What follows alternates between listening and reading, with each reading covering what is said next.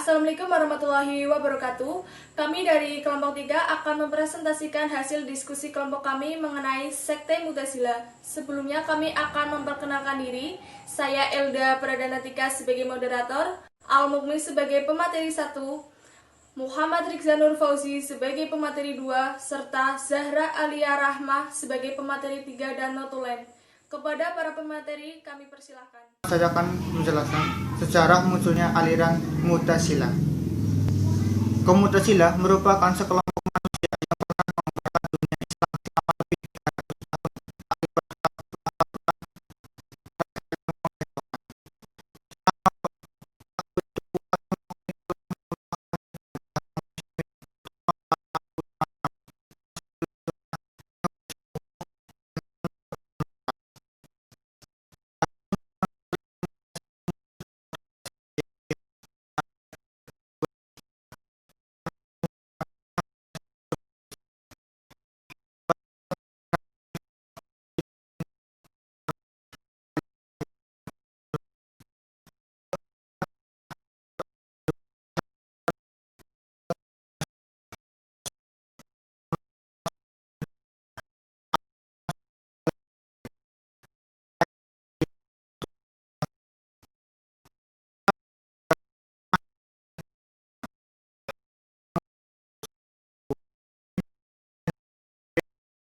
Imam Hasan al-Basri berpendapat, mukmin berdosa besar masih berstatus mukmin. Inilah awal munculnya paham ini dikarenakan perselisihan tersebut antara murid dan guru. Dan akhirnya, golongan Mu'tazilah pun dinisabkan kepadanya sehingga kelompok Mu'tazilah semakin berkembang dengan sekian banyak sektenya.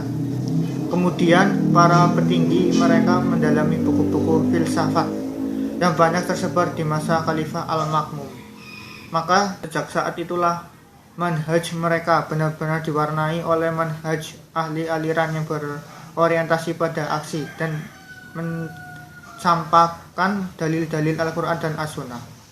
Secara harfiah, kata Mu'tazilah berasal dari sazala yang berarti berpisah atau memisahkan diri, yang berarti juga menjauh atau menjauhkan diri. Mu'tazilah secara etimologi bermakna orang-orang yang memisahkan diri. Sebutan ini mempunyai suatu kronologi yang tidak bisa dipisahkan dengan sosok Al-Hasan al-Basri.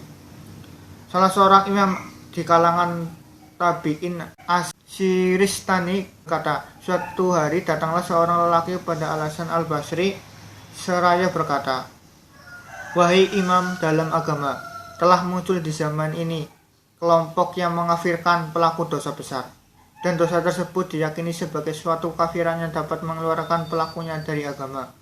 Mereka adalah kaum Khawarij. Sedangkan kelompok yang lainnya sangat toleran terhadap pelaku dosa besar dan dosa tersebut tidak berpengaruh terhadap keimanan. Karena dalam mazhab mereka suatu amalan bukanlah rukun dari keimanan, dan kemaksiatan tidak berpengaruh terhadap keimanan bagaimana ketaatan." Tokoh-tokoh Mu'tazilah dan pemikirnya. 1. Masih bin Atha. Masih bin Atha adalah orang pertama yang meletakkan kerangka dasar ajaran Mu'tazilah. Ada 3 ajaran pokok yang dicetuskannya, yaitu paham al-manzilah, bain al-manzilatain, paham Qadariyah yang diambilnya dari Ma'bad dan Kailan. 2 tokoh aliran Qadariyah, dan paham peniadaan sifat-sifat Tuhan. 2. Abu Hisal al-Alaf. Abu Hisal al-Alaf wafat tahun 235 Hijriah. Seorang pengikut aliran Wasil bin Atha mendirikan sekolah Mu'tazilah pertama di kota Basrah. Lewat sekolah ini, pemikiran Mu'tazilah dikaji dan dikembangkan. Sekolah ini menekankan pengajaran tentang rasionalisme dalam aspek pemikiran dan hukum Islam. Ajarannya yang lain adalah bahwa Tuhan menganugerahkan akal kepada manusia agar digunakan untuk membedakan yang baik dan yang buruk. Manusia wajib mengerjakan perbuatan yang baik dan menjauhi perbuatan yang buruk. 3. Al-Jubai. Al-Jubai adalah guru Abu Hasan al-Asy'ari, pendiri aliran Asy'ariyah. Pendapatnya yang masyhur adalah mengenai kalam Allah Subhanahu wa taala, sifat Allah, kewajiban manusia dan daya akal. Mengenai sifat Allah, ia menerangkan bahwa Tuhan tidak mempunyai sifat. Lalu dikatakan Tuhan berkuasa, berkehendak dan mengetahui, berarti ia berkuasa, berkehendak dan mengetahui melalui esensinya, bukan dengan sifatnya. Yang keempat, An-Nasyam. An-Nasyam Pendapatnya yang terpenting adalah mengenai keadilan Tuhan, karena Tuhan itu maha adil, ia tidak berkuasa untuk berlaku zalim. Ia berpendapat bahwa perbuatan zalim hanya dikerjakan oleh orang yang bodoh dan tidak sempurna, sedangkan Tuhan jauh dari keadaan yang demikian. Yang kelima, Al-Jahis. Dalam tulisan-tulisan Al-Jahis, Abu Usman bin Bahar dijumpai bahwa paham naturalisme atau kepercayaan akan hukum alam yang oleh kaum Mu'tazilah disebut sunnah Allah. Ia antara lain menjelaskan bahwa perbuatan-perbuatan manusia tidaklah sepenuhnya diwujudkan oleh manusia itu sendiri, melainkan ada pengaruh hukum Islam. Yang keenam, Muammar bin Abbad adalah pendiri Mu'tazilah aliran Baghdad. Pendapatnya tentang kepercayaan pada hukum alam, ia mengatakan bahwa Tuhan hanya menciptakan benda-benda materi. Adapun al-arad atau asiden, sesuatu yang datang pada benda-benda, itu adalah hasil dari hukum alam. Misalnya, jika sebuah batu dilemparkan ke dalam air, maka gelombang yang dihasilkan oleh lemparan batu itu adalah hasil atau kreasi dari batu itu, bukan hasil ciptaan Tuhan. Yang ketujuh, Bishr al-Mu'tamir. Ajarannya yang penting menyangkut pertanggungjawaban perbuatan manusia. Anak kecil baginya tidak dimintai pertanggungjawaban atas perbuatannya di akhirat kelak, karena ia belum mukallaf. Seorang yang berdosa besar kemudian bertobat lalu mengulangi lagi berbuat dosa besar akan mendapat siksa ganda meskipun ia telah bertobat atas dosa besarnya yang terdahulu. Dan yang kedelapan, Abu Musa al-Mudrar. Al-Mudrar dianggap sebagai pemimpin Mu'tazilah yang sangat ekstrim karena pendapatnya yang mudah mengkafirkan orang lain. Menurut Syahristani, ia menduga kafir semua orang yang mempercayai kekadiman Al-Quran. Ia juga menolak pendapat bahwa di akhirat Allah Subhanahu wa Ta'ala dapat dilihat dengan mata kepala. Dan yang terakhir yaitu yang ke-9, Hisham bin Amr al-Fuati. Al-Fuati berpendapat bahwa yang dinamakan surga dan neraka hanyalah ilusi, belum ada wujudnya sekarang. Alasan yang dikemukakan adalah tidak ada gunanya menciptakan surga dan neraka sekarang, karena belum waktunya orang memasuki surga dan neraka. Yang ketujuh, Bishr al-Mu'tamir. Ajarannya yang penting menyangkut pertanggungjawaban perbuatan manusia. Anak kecil baginya tidak dimintai pertanggungjawaban atas perbuatannya di akhirat kelak, karena ia belum mukallaf. Seorang yang berdosa besar kemudian bertobat lalu mengulangi lagi berbuat dosa besar akan mendapat siksa ganda meskipun ia telah bertobat atas dosa besarnya yang terdahulu. Dan yang ke-8, Abu Musa al-Mudrar. Al-Mudrar dianggap sebagai pemimpin Mu'tazilah yang sangat ekstrim karena pendapatnya yang mudah mengkafirkan orang lain. Menurut Syahristani, ia menduga kafir semua orang yang mempercayai kekadiman Al-Quran. Ia juga menolak pendapat bahwa di akhirat Allah Subhanahu wa Ta'ala dapat dilihat dengan mata kepala. Dan yang terakhir yaitu yang ke-9, Hisham bin Amr al-Fuati. Al-Fuati berpendapat bahwa yang dinamakan surga dan neraka hanyalah ilusi, belum ada wujudnya sekarang. Alasan yang dikemukakan adalah tidak ada gunanya menciptakan surga dan neraka sekarang, karena belum waktunya orang memasuki surga dan neraka. C. Usul al-Khamsah. Abu Hasan al-Qayyad berkata dalam kitabnya Al-Intisar, tidak ada seorang pun yang berhak mengaku sebagai penganut Mu'tazilah sebelum ia mengikuti al-Usul al-Khamsah, 5 landasan pokok, yaitu yang pertama, 1. At-Tauhid atau keesaan. At-Tauhid merupakan prinsip utama dari intisari ajaran Mu'tazilah. Tuhan harus disucikan dari segala sesuatu yang dapat mengurangi arti kemahaesaannya. Untuk memurnikan keesaan Tuhan, Mu'tazilah menolak konsep Tuhan memiliki sifat-sifat. Ia mengingkari bahwa mengetahui, berkuasa, berkehendak, dan hidup adalah termasuk esensi Allah. 2. Al-Adil atau keadilan Tuhan, yang berarti Tuhan Maha Adil. Adil ini merupakan sifat yang paling gamblang untuk menunjukkan kesempurnaan. Karena Tuhan Maha Sempurna, Dia pasti adil.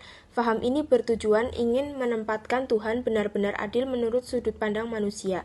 Tuhan dipandang adil apabila bertindak hanya yang baik dan terbaik. Begitu pula Tuhan itu adil bila tidak melanggar janjinya. 3. Al-Manzilah bain al-Manzilatain.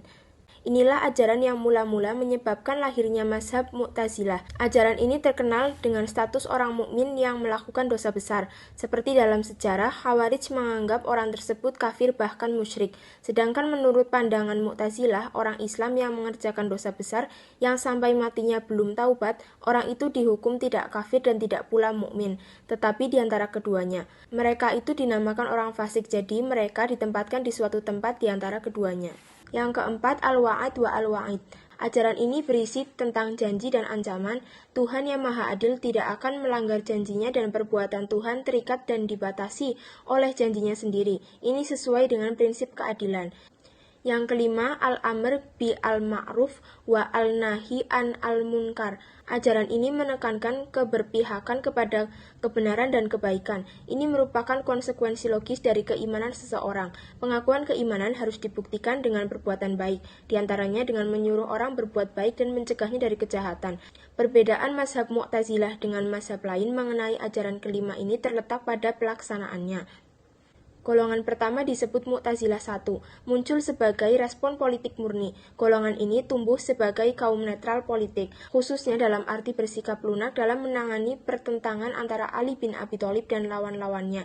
Golongan inilah yang mula-mula disebut kaum Mu'tazilah karena mereka menjauhkan diri dari pertikaian masalah khilafah. Kelompok ini bersifat netral politik tanpa stigma teologis seperti yang ada pada kaum Mu'tazilah yang tumbuh di kemudian hari.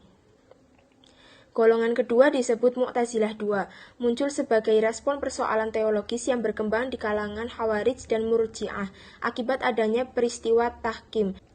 Golongan ini muncul karena mereka berbeda pendapat dengan golongan Khawarij dan Murji'ah tentang pemberian status kafir kepada yang berbuat dosa besar. Sedangkan ajaran pokok Mu'tazilah, yakni tentang keesaan keadilan, Tuhan, janji dan ancaman, tempat di antara dua tempat, menyuruh kebaikan dan melarang keburukan, dan yang paling penting yakni kegiatan orang-orang Mu'tazilah baru hilang sama sekali setelah terjadi serangan orang-orang Mongolia di atas dunia Islam. D. Perkembangan aliran Mu'tazilah sebagai aliran teologi. Di sisi lain, secara umum, aliran Mu'tazilah melewati dua fase yang berbeda, fase Abbasiyah dan fase Bani Buwayhi. Generasi pertama mereka hidup di bawah pemerintahan Bani Umayyah untuk waktu yang tidak terlalu lama, kemudian memenuhi zaman awal Daulah Abbasiyah dengan aktivitas, gerak, teori, diskusi, dan pembelaan terhadap agama dalam suasana yang dipenuhi oleh pemikiran baru, dimulai di Basrah, kemudian di sini berdiri cabang sampai ke Baghdad. Orang-orang Mu'tazilah Basrah bersikap hati-hati dalam menghadapi masalah politik, tetapi kelompok Mu'tazilah Baghdad justru terlibat dalam politik. Mereka ambil bagian dalam menyurup dan mengobarkan api nguisisi bahwa Al-Quran adalah makhluk. Memang pada awal Mu'tazilah menghabiskan waktu sekitar 2 abad untuk tidak mendukung sikap bermazhab, sikap netral dalam pendapat dan tindakan. Konon, ini merupakan salah satu sebab mengapa mereka disebut Mu'tazilah. Mu'tazilah tidak mengisolir diri dalam menanggapi problematika imamah sebagai sumber perpecahan pertama, tetapi mengambil sikap tengah dengan mengajukan teori al-manzilah dari umat Islam lain setelah mereka berusaha di abad ke-9 untuk memaksa faham-faham mereka dengan kekerasan pada umat Islam yang ada pada waktu itu. Pemikiran rasional Mu'tazilah dan sikap kekerasan mereka membawa pada lahirnya aliran-aliran teologi lain dalam Islam. Aliran-aliran itu timbul untuk menjadi tantangan bagi aliran yang bercorak rasional dan liberal tersebut. Ya, jadi kesimpulan dari sekte Mu'tazilah merupakan sekelompok manusia yang pernah mengembarkan dunia Islam selama lebih dari 300 tahun akibat fatwa-fatwa yang menghebohkan. Selama waktu itu pula, kelompok ini telah menumpahkan ribuan darah kaum muslimin, terutama para ulama Ahlus Sunnah yang bersikuku dengan pedoman mereka. Aliran Mu'tazilah merupakan aliran teologi Islam yang terbesar dan tertua. Kaum Mu'tazilah secara teknis terdiri dari 2 golongan, dan masing-masing golongan mempunyai pandangan yang berbeda.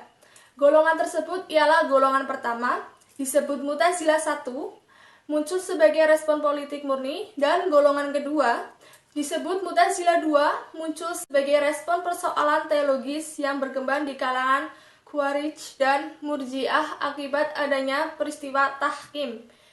Banyak sebutan mengenai kaum Mu'tazilah, salah satunya Ahlul Adwa'at Tauhid atau golongan yang mempertahankan. Demikian presentasi dari kelompok kami. Selanjutnya kami buka sesi tanya jawab yang akan dilanjutkan di Google Classroom. Sekian presentasi dari kami. Apabila ada salah, kami mohon maaf yang sebesar-besarnya. Wassalamualaikum warahmatullahi wabarakatuh.